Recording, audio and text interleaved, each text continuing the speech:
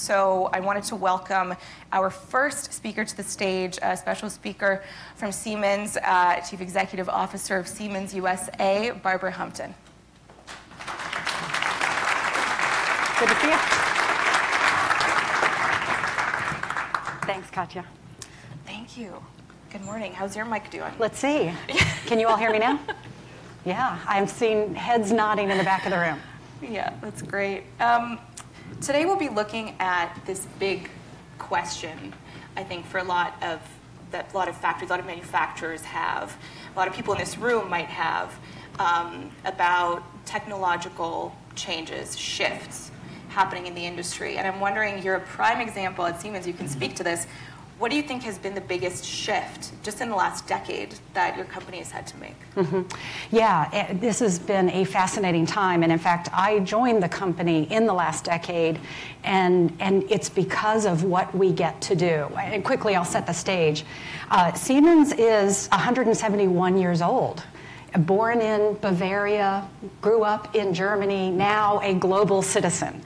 And this is a company that has been focused on manufacturing things that power the world, whether it's true power generation, transmission and distribution, buildings, technologies, the automation that goes into factories, healthcare, mobility. This is the internet of really big things that we're now talking about. And the big shift that's happened in the last 10 years is what we're seeing happening in communications and media is now creating technologies that can be applied to the world we've been living in. So Siemens today, the US is our largest market. We have 50,000 employees, 10,000 of them are manufacturing employees. We have 60 locations, manufacturing, digital hubs, research and development centers. But the big transformation that's been going on is we've spent here in the US close to $40 billion. And a huge portion of that has been in order to help us transform into a software company, one of the top 10 software companies in the world now.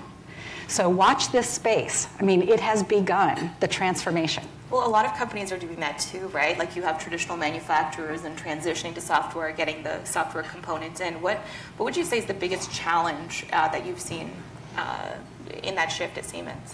Yeah, hey, listen, I think the biggest challenge, and I don't think this would be any surprise to anyone in the room, is the people aspect of this. Right, the technologies are coming along. The question is, will people have the agility to adapt and transform? Can we transform fast enough in order to take advantage of all that's available at our fingertips today?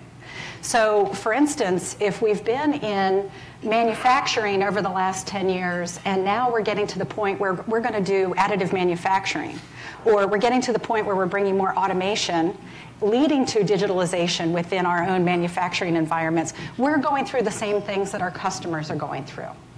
So building that workforce is absolutely essential for us. How do you do that? Is it about, I mean, especially right now, we're at, what, 3.7% unemployment rate.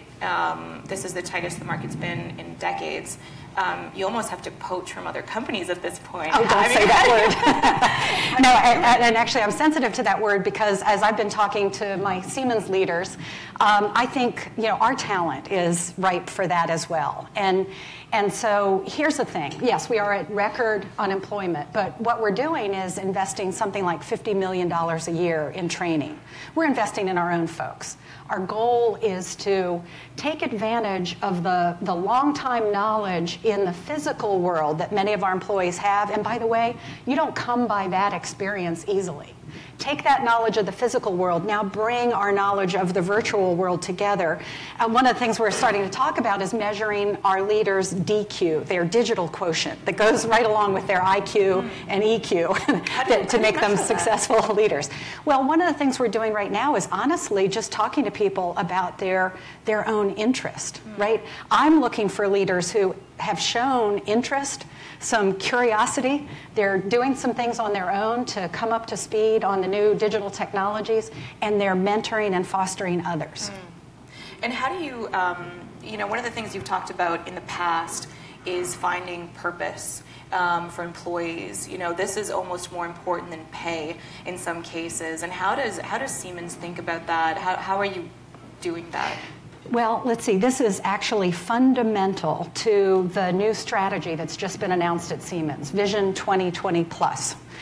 We achieved our Vision 2020 goals a full 2 years ahead of schedule, and now we're moving into the next phase and actually disrupting ourselves. The new framework for our whole corporation is actually sort of branded business to society. I mean, the core concept is a company that doesn't bring value to society shouldn't exist.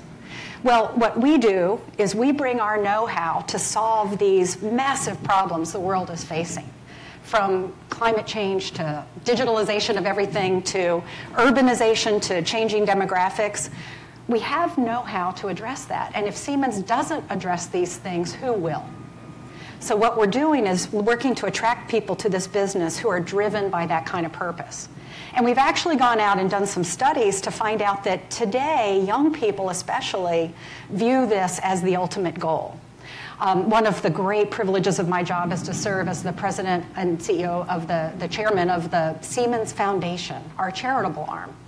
And we've been focused in on middle skills development, this combination of a manufacturing capability with the digital skills that are needed today. And we did a study to say what matters to students and to their parents. And 90% of respondents said purpose. Purpose is even more important than pay when it comes to finding a good job. Can we talk about just how you make or how you think about these decisions at a time in the U.S. when it is getting complicated, especially for manufacturers? We have survey after survey, the ISM survey, showing us that companies are reticent to invest. They're not sure about profits one way or the other. How do you choose to invest so much money in one particular thing, particularly we're talking about people in these programs, when there is so much uncertainty? How do you choose where to invest? The one thing around which there's no uncertainty is that we've got here in the U.S. this American spirit, this entrepreneurial spirit that is putting these new technologies to work. I'm looking at Mouse McCoy. I won't steal his thunder. He's going to be talking later about a true virtual reality application. This is coming, and there's no doubt every one of us needs to get on board. Now, are there questions along the way of how much can I afford and can I invest in infrastructure? We're talking about infrastructure that's going to persist for decades when we make transitions in our manufacturing environments. Now is the time. I think we are at an unprecedented time with the technology coming together with the right business environment. And frankly, it's up to us as leaders to step up and do it. Is there a certain area that you would say, looking forward, maybe over the next 5-10 years, where a certain technology maybe or a certain program that you will be allocating a lot of your energy to, where you see the most potential?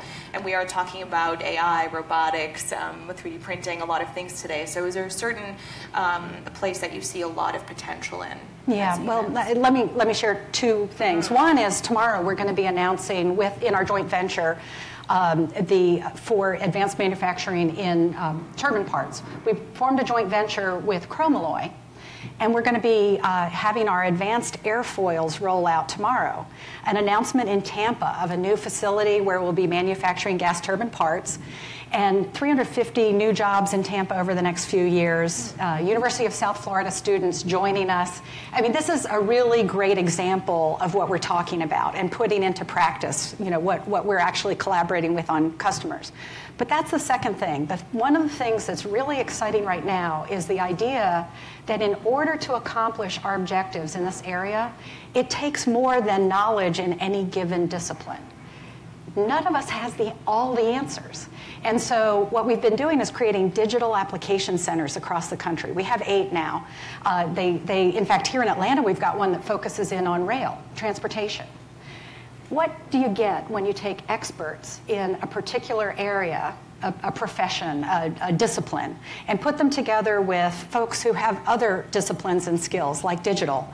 We get co-creation of new capabilities. That's what I'm excited about, because we're seeing, I'm looking around the room and I'm seeing, I'm going to call everybody in this room a partner. We may be customer, supplier, we might have different business relationships right now, but what we are doing together is co-creating the future of manufacturing. And I wanted to ask you specifically on the topic of technologies on the ground and implementation and funding of it. You have an arm at Siemens that actually does this, works with startups. It's about $1 billion over 5 years. Where do you see the future in that? Do you see the potential for that to actually grow bigger, maybe more funded as well going forward? Yeah, Katya's talking about our Next 47.